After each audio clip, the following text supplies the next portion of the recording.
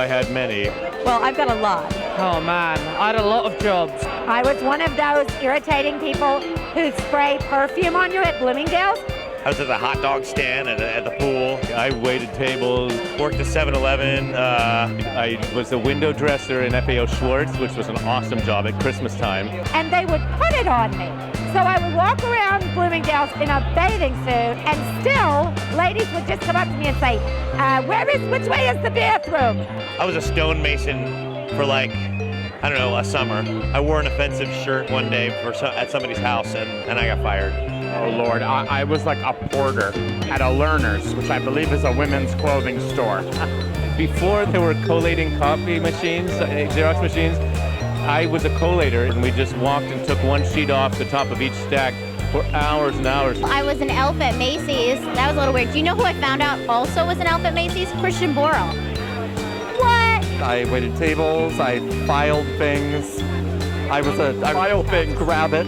I grew up on a farm, so my first job for many, many years was chopping cotton with a hoe. Just me and the hose.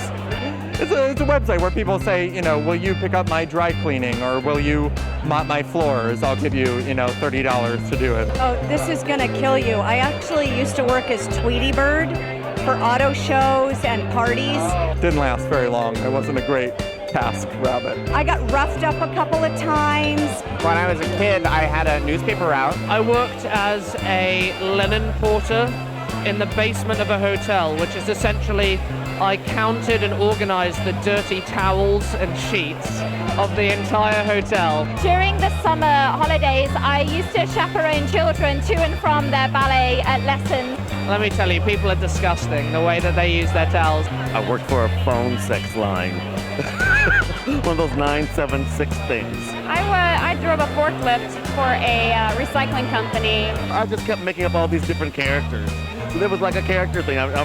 We had to keep people online so they wouldn't hang up so the company could make more money. So just pretends to be different people. I would pick up pallets of recyclables and then dump them into the big vat. I guess teaching hip hop to young kids. How about that? For the young neurotic Jew in American in Paris, teaching kids hip hop. Did I ever tell you that I gave massages to my family and I would put on cassette tapes of Mozart? Did you make them pay? Yeah, they paid. That's what you can call me from now on, hip hop Ethel Merman.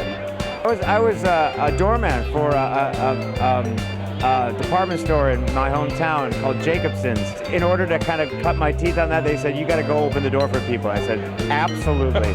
I was working in Boston, and I got a job for a day playing, it was a Crime Stoppers thing for kids, and I was in this dog outfit for this day with middle school kids banging on my head. No, because they knew there was a person inside there. I worked on a farm for $4 an hour in an orchard field. That was a hard job. I learned some discipline doing that. I was very, very happy to give notice to all of those jobs, I have to say.